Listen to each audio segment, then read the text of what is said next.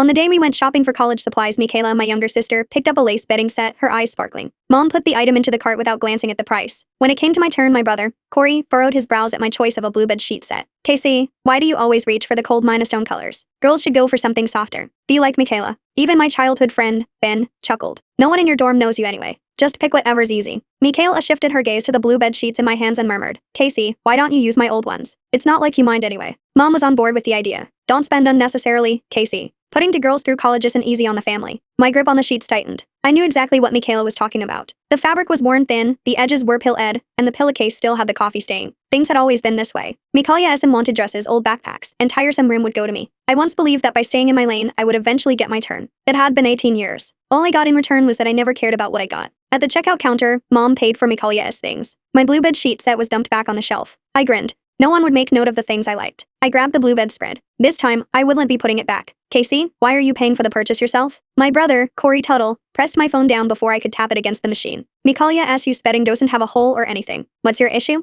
I swatted his hand off with composure. Since the sheets are in such good condition, Michaela can take them to school. I'm buying the set of blue bed linens with my own money. I'm not spending money from the family's budget. Following a soft beep, the transaction was successful. Corey froze while our mother, Tracy Tuttle, grimaced. Why are you so unappreciates? Michaela only offered you her old one because she was trying to save you money. Michaela Tuttle tugged Mom on the sleeve, her eyes welling up. Don't be mad at Casey, Mom. It's all my fault. I should have just given her my new bedding. Ben Cross approached and took the heavy shopping bags from Michaela's hands. Casey, it's just a set of sheets. Must you make everyone upset? I looked at my childhood friend, the man who had sworn to be my only knight in shining armor. Somewhere down the line, Ben's attention had shifted to Michaela. I held onto the bag with the blue bedding set. All I wanted was a fresh, clean set of sheets. Not giving them any more attention, I walked out of the store. On the way home, Ben was behind the wheel. As always, I headed for the front passenger seat. My hand reached for the handle. Corey pulled me back. Take the back seat. Michaela gets a little motion sick, so she should sit in the front. I paused and glanced at Michaela. Michaela clutched her chest, her head resting on Tracy's shoulder. However, I recalled her chatting and laughing with Tracy in the back seat while munching on a bag of chips. Ben rolled down the car window, his voice tender. Just take the back seat, Casey. There's more room back there anyway. You can kick back and relax. Without a word, I withdrew my arm and opened the door to the back seat. It was cramped in the back. Corey, Tracy, and I were squeezed in the back row. Tracy edged forward, wrapping her arms around Michaela, while Corey kept reaching to hand her tissues. Shoved into the corner by the window, I was basically stuck against the frigid car door. The streetleted outside the window fleet had passed. Back in 7th grade, I ranked first in school. I sprinted home with my report card, hoping to get a hug from Tracy. However, Michaela was running a slight fever that day. The entire family fussed over her the whole night as she lay in bed. My report card was left on the coffee table, where it ended up soaking up grease beneath the takeout box. Since then, I have learned to keep my grades in check. I kept my grades just slightly above Michaela's average. Here I thought that by not standing out, our parents would divide their attention more evenly between Michaela and me. I was wrong. For the unloved, no amount of sacrifice was good enough. Even the deepest devotion would be